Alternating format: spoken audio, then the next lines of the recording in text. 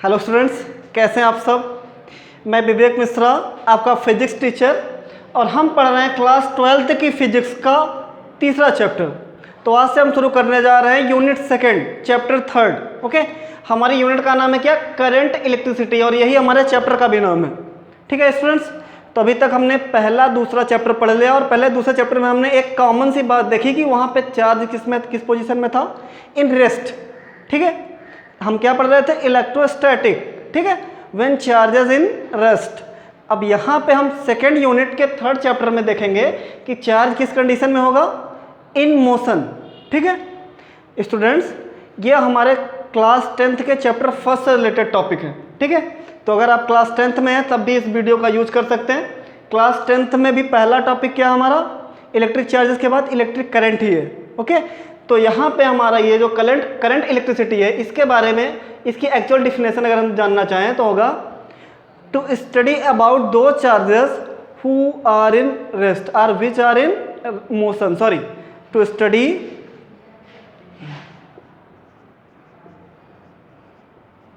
About two charges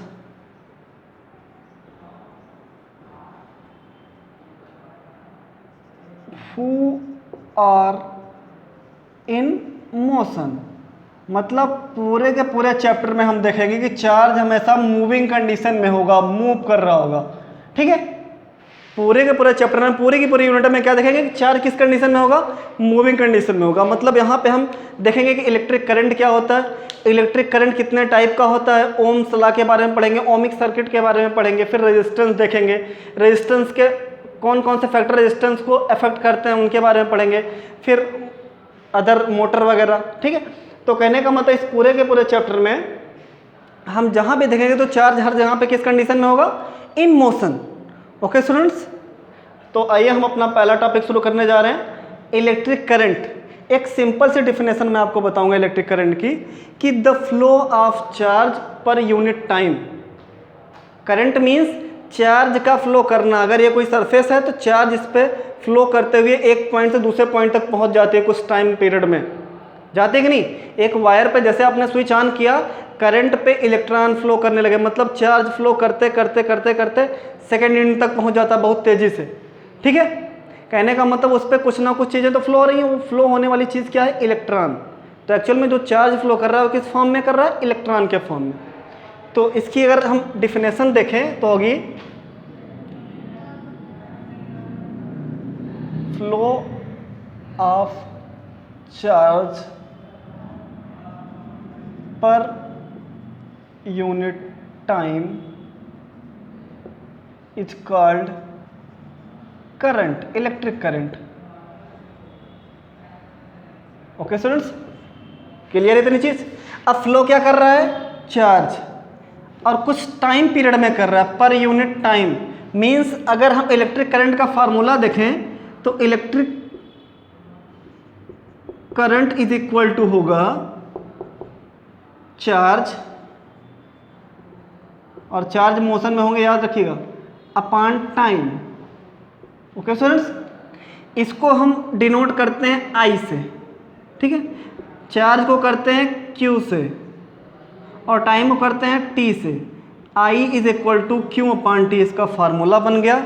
इसकी SI unit charge की क्या होती है? कूलम्ब, और टाइम की क्या होती है? सेकंड। ठीक, इसे ही हम कहते हैं एम्पियर। ठीक है, एम्पियर को कंप्लीट ना लिख करके केवल क्या लिखते हैं? ए, कैपिटल ए। ओके स्टूडेंट्स, कहने का मतलब जो इलेक्ट्रिक करंट की एसआई यूनिट होती है वो क्या होती है? SI unit of electric current इस क्या होती है? एम्पियर। ठीक है, इसको कैपिटल ए से डिनोट करते हैं, और एम्पियर को ही हम क्या बोलते हैं? कूलम्ब पर सेकेंड। ओके, तो अगर हम पूछें आपसे कि 1 एम्पियर को डिफाइन करो या 1 एम्पियर कितना होता है, तो आप बोलेंगे एक कूलम्ब के चार्ज को पर सेकेंड डिस्ट्रीब्यूट करने पे जो टाइम पीरियड हमारा जा रहा है वही हमारा 1 एम्पियर कहलाएगा। ओके, तो पर सेकेंड या 1 सेकेंड ये हमारा 1 कूलाम्ब हो जाएगा। 1 coulomb is equal to 1 ampere is equal to 1 coulomb upon 1 second. Okay students, और इसको मीजर किया जाता है, करंट को, इस एम्पियर को मीजर करते हैं हम एम मीटर से, measured by a instrument a device called ammeter। Okay, कहने का मतलब है कि इलेक्ट्रिक करंट की एसआई यूनिट क्या होती है? एम्पियर। मेजर करते हैं एम मीटर से, मतलब एक ऐसा मीटर एम्पियर में, ये जो इसका एम है इसी से मिलकर के ये आपका एम मीटर बना है, मतलब एक ऐसा स्केल जिसको, जो एम्पियर को क्या करता है? मेजर करता है। ओके, तो स्टूडेंट्स यहाँ तक आपका क्लियर हो गया, यहाँ तक चीज़ें। आपके बारे में आप एक चीज़ पढ़ चुके हैं, वेक्टर और स्केलर। ठीक, वेक्टर मीन्स जिसके पास डायरेक्शन प्लस मैग्नीट्यूड हो, और स्केलर मीन्स जिसके पास केवल मैग्नीट्यूड हो। यही पढ़ा होगा आपने। और आप क्लास 10th में या 11th में आपने देखा होगा कि, सॉरी क्लास 10th में, कि इलेक्ट्रिक करंट के पास अपनी खुद की डायरेक्शन होती है। मीन्स वो पॉजिटिव टू निगेटिव क्या करता है? मूव करता है। आप सर्किट में कुछ ऐसा देखे होंगे, ये पॉजिटिव निगेटिव, अगर यहाँ पे कोई इंस्ट्रूमेंट लगा दें, तो अगर बैटरी को स्विच को ऑन करें, यहाँ से एक स्विच लगा हुआ है, स्विच को जैसे क्लोज सर्किट करते हैं वैसे ही करंट पॉजिटिव टर्मिनल टू होता हुआ नेगेटिव टर्मिनल की तरफ आता है, मतलब इसकी डायरेक्शन भी होती है, ये हमने पढ़ा है। ठीक है, और इसके पास मैग्नीट्यूड तो होता होगा, कहने का मतलब 2 एम्पियर, 4 एम्पियर, 10 एम्पियर, कुछ एम्पियर का करंट होता होगा, मीन्स उसका मैग्नीट्यूड तो होता ही होगा, नंबर्स उसके होते होंगे। ठीक है, कहने का मतलब है इसके पास मैग्नीट्यूड भी होता है और डायरेक्शन भी होती है, फिर भी ये एक स्केलर क्वांटिटी है। याद रखिएगा आप, current is a scalar quantity.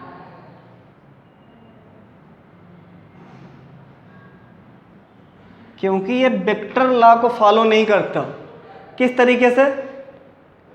Current एक स्केलर क्वांटिटी क्यों है भाई? हमने तो पढ़ रखा है कि जिनके पास डायरेक्शन और मैग्नीट्यूड होता है वेक्टर होते हैं, तो स्केलर क्यों है? तो वहाँ आप में क्वेश्चन आ रहा होगा ना कि अगर सारी चीज़ें जिनके पास उनका डायरेक्शन और मैग्नीट्यूड है वो वेक्टर हैं, तो यहाँ पे करंट क्यों स्केलर है? तो करंट स्केलर इसलिए है क्योंकि ये पूरी तरीके से वेक्टर लॉ को फॉलो नहीं करता। वेक्टर लॉ में यही दो चीज़ें नहीं है। वेक्टर लॉ हमें बताता है कि अगर दो चीज़ें, आप यहाँ पे देखिए, ये आप देखिए, अगर दो चीज़ें, एक की डायरेक्शन ये है, दूसरे की डायरेक्शन ये है, अगर ये दो चीज़ें एक दूसरे के अपोजिट डायरेक्शन में आ रही है, तो वेक्टर लॉ कहता है इन दोनों के बीच में कौन क्या होगा? सब्ट्रैक्शन। ओके, अगर एक ही डायरेक्शन में दूसरे डायरेक्शन, दोनों में अगर फोर्स लग रहा है तो फोर्स एक वेक्टर क्वांटिटी है, क्योंकि उसके पास डायरेक्शन और मैग्नीट्यूड दोनों होता है। दोनों एक दूसरे के अपोजिट लगेंगे तो उनका फोर्स क्या होता है? माइनस होता था, सब्ट्रैक्ट होता था।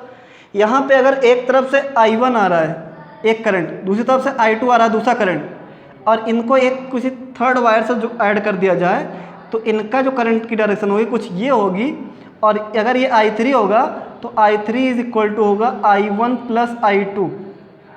भले इनकी डायरेक्शन क्या है? अपोजिट है, लेकिन ये क्या होंगे? ऐड होंगे। ये कुछ इस तरीके से वर्क करते हैं जैसे कि आपके पास दो पाइप है, दो पाइप से आपका पानी आ रहा है, और पानी को आपने, दोनों पाइप को आपने एक तीसरी पाइप से ऐड कर दिया, तो दोनों का पानी उसी पाइप में जाएगा। ठीक है, तीसरी वाली पाइप में, मीन्स उस तीसरी पाइप का टोटल जो पानी होगा, वो टोटल वाटर होगा, वो दोनों पाइप के वाटर को मिला करके होगा, मतलब उन दोनों का सम होगा। कुछ इस तरीके से वर्क करता है। जबकि हमारा वेक्टर क्या कहता है कि अगर दो अपोजिट डायरेक्शन से आ रहे हैं तो उनके फोर्सेस, उनकी चीज़ें आपस में क्या हो जाएंगी? माइनस सब्ट्रैक्ट हो जाएंगी। यही कहता है ना। लेकिन करंट वेक्टर लॉ की इस प्रॉपर्टी को फॉलो नहीं करता। कहने का मतलब अगर अपोजिट डायरेक्शन से आ रहा है फिर भी क्या होगा? प्लस होगा। ओके, तो इट मीन्स कि ये एक स्केलर क्वांटिटी है। ओके स्टूडेंट्स, क्लियर हो गई चीज़ें? कुछ बेसिक्स चीज़ें जो आपके न्यूमेरिकल के लिए फ़ायदेमंद हैं, आप देख लीजिए। 1 milli ampere is equal to होता है 10 टू पावर -3 एम्पियर। ठीक है, अक्सर आपको चीज़ें मिली एम्पियर में दी रहेंगी। क्वेश्चन में अक्सर चीज़ें मिली या माइक्रो एम्पियर में दी रहेंगी, तो मिली और माइक्रो एम्पियर को आपको कन्वर्ट करना है एम्पियर में। मीन्स मिली एम्पियर में रहेगा तो 10 टू पावर -3 एम्पियर, और अगर माइक्रो एम्पियर में दिया है, तो 10⁻⁻6 एम्पियर से मल्टीप्लाई करेंगे। क्लियर है? और कुछ इंपॉर्टेंट से फैक्ट्स हैं, आप जान लीजिए कि आपके घरों में जो इलेक्ट्रिकल अप्लायंस लगे हुए हैं उनमें कितने एम्पियर का करंट आता है, तो 1 to 2 एम्पियर का। ओके, लगभग 1 से 2 एम्पियर का करंट आता है। और लाइटनिंग आप जानते होंगे जो बिजली गिरती है, ठीक है, लाइटनिंग में कितने एम्पियर का करंट आता है, 10⁴ एम्पियर का, मीन्स लगभग 10,000 एम्पियर का, 10,000 एम्पियर का। कितने एम्पियर का? 10,000 एम्पियर का। ओके, और हमारी नर्व्स में भी इलेक्ट्रिसिटी फ्लो कर रही है, आप जानते ही होंगे। एम्पियर कितनी है? 1 माइक्रो एम्पियर, मीन्स 10⁻⁻6 एम्पियर की इलेक्ट्रिसिटी या इलेक्ट्रिक करंट हमारे नर्व्स में क्या कर रहा है? फ्लो कर रहा है। ओके, मतलब हमारी बॉडी में भी इलेक्ट्रिसिटी है। तो स्टूडेंट्स, आप इतने का स्क्रीनशॉट ले लीजिए, उसके बाद हम आपको कुछ इसके टाइप्स बताते हैं, इलेक्ट्रिक करंट कितने टाइप का होता है। Okay, take your screenshot.